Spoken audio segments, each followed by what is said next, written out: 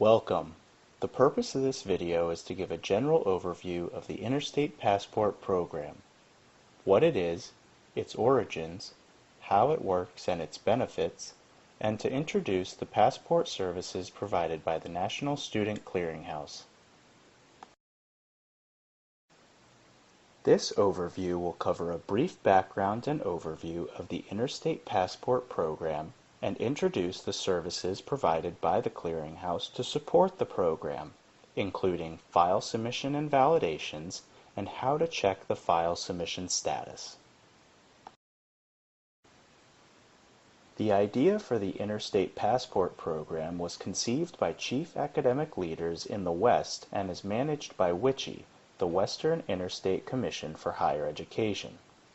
WICHE is a nonprofit organization focused on improving access to higher education and ensuring student success. The goals of the program include not only streamlining the transfer process, but also improving graduation rates, shortening the time to degree, and saving students money. Interstate Passport is based on learning outcomes versus specific courses and credits. Faculty at each participating institution construct its passport block, a list of courses, course sequences, or learning experiences by which its students can achieve the passport learning outcomes in 9 knowledge and skill areas. When a student achieves the outcomes, he or she earns a passport. Utilization of the Interstate Passport helps streamline the transfer process of academic credits. Its focus on outcomes helps to draw the parallel between lower-level academic courses at different institutions and makes essential skills earned by students transparent, regardless of institution-specific curriculum. This will lessen the need for students to retake core courses after transfer, resulting in decreased time to degree completion and lowered costs for students. The impact of this program will simplify the transfer process, especially across state lines where common core courses can vary significantly from state to state. Transfer students with passports at participating institutions will have all lower division general education requirements recognized. However, having a passport does not guarantee student admission to an institution. To exchange data on passport students, the program is leveraging the existing system, processes, infrastructure, and security features of the National Student Clearinghouse. The Clearinghouse provides 2 services to Interstate Passport institutions: PassportVerify and Academic Progress Tracking. PassportVerify records data on students who earn passports to verify if incoming transfer students have earned the passport. Academic Progress Tracking records performance data on passport students and non-passport students to measure the program's impact by comparing the 2 groups. PassportVerify's passport completion file is submitted by institutions to the Clearinghouse via secure FTP with information on students that have earned the passport. Institutions can submit passport data to the Clearinghouse either shortly after the end of a term or soon after awarding a passport. The PassportVerify request file is used to verify admitted transfer students who have received a passport. Passport institutions submit a PassportVerify request file via secure FTP. The Clearinghouse then looks for the presence of an awarded passport. The Academic Progress Tracking Service, or APT, measures academic progress of passport students and non-passport students. Comparison of these 2 groups is used to measure the overall program's impact. Institutions submit APT data file via secure FTP. The clearinghouse records this information in its database for later reporting. Institutions provide a minimum of 2 terms of academic progress data, meaning course, grade, and credit, for native students with a passport, and transfer students both with and without a passport.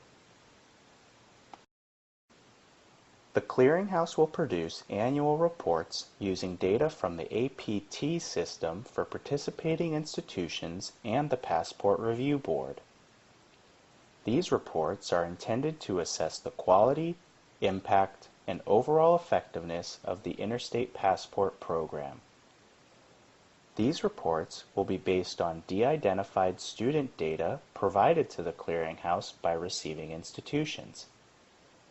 The data is de-identified to eliminate the need for student consent to utilize this data in reporting. This data will enable the clearinghouse to generate rich, aggregate, and de-identified detail reports showing how passport students are progressing compared to non-passport students post-transfer. Annual APT reports will be produced and scaled to meet nationwide participation, leveraging the clearinghouse's established security infrastructure, practices, and processes to ensure data safety. Data sent to the clearinghouse will be de-identified, meaning personal identifying information will be removed. In its place, institutions will randomly assign a unique student identifier. Sending institutions will receive aggregate reports on the academic progress of their former students, allowing them to determine success rates of their transfer students with passports, assess the effectiveness of their passport award, and inform continuous improvement efforts as appropriate. The Passport Review Board will receive aggregate reports for all participating school programs. These reports will highlight the success rate of transfer students with passports versus transfers without passports and native students with passports.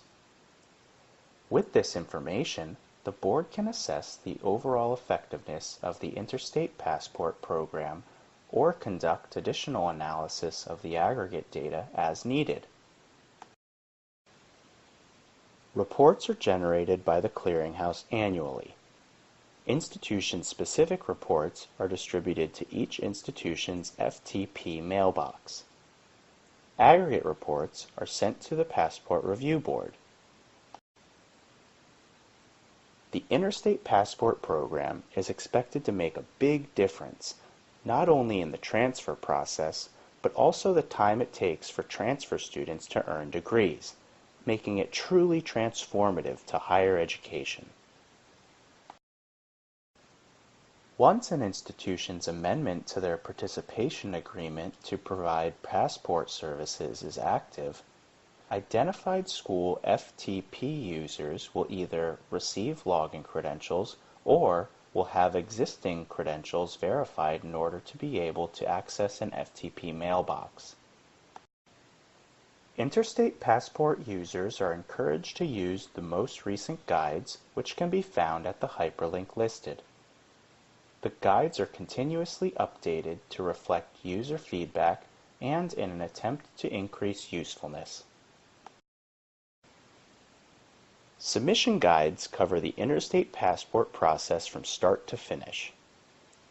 They include program purpose, direction on how to sign up and activate, user credentials, instruction on using the FTP mailbox, types of validations, file layout and detailed information for each field, such as whether input is required or optional, field length, data type, and valid values for the field, a sample file, user interface navigation and features, and where to contact with questions. When submitting your amendment for passport services, be sure to include all the users who will need to access the Interstate Passport services. Current clearinghouse users can use their existing credentials to log in and submit files. New users will receive their credentials by email. Users can view their file status by logging into Passport Services. To submit files to the Clearinghouse, first navigate to the Clearinghouse homepage at www.studentclearinghouse.org and select the link to the FTP login located toward the top right of the page. Upon receiving each file, the Clearinghouse will perform a series of checks or validations. These checks include both structural and field validations. A structural validation ensures the file's structural validity, meaning the file has a valid header, trailer, and application type. A field validation checks required fields, data types, field length, and formats to ensure information submitted is both valid and accurate. Any errors found will be communicated via email. This is an example of the structural validation failure email sent to the user identified on the service account. The subject line includes the type of file that failed the structural validation and includes the error and correction that needs to be made. The system cannot process files containing structural errors, so these will have to be resolved. All structural validation errors are identified on an individual basis. This is an example of the field validation failure email sent to the user identified on the service account. The subject line includes the type of file that failed field validations. Because several field-level errors could exist for each file submission, these errors are not listed individually on the email notification. In order to view these errors, users are required to access the Passport Services application's File Submission Summary page. If a file passes all validations, users will receive a successful submission email. The subject line indicates the file has passed all validations and has been accepted by the Clearinghouse for further processing. To check on the submission status of a file, users must log in to Passport Services. You can get access to Passport Services from the link in the Validation Failure email or on the Student Reporting tab of the Clearinghouse Secure site. If a user does not have proper access to Passport Services, they will see an error message that will instruct them to contact Passport Support at passportsupport@studentclearinghouse.org for assistance.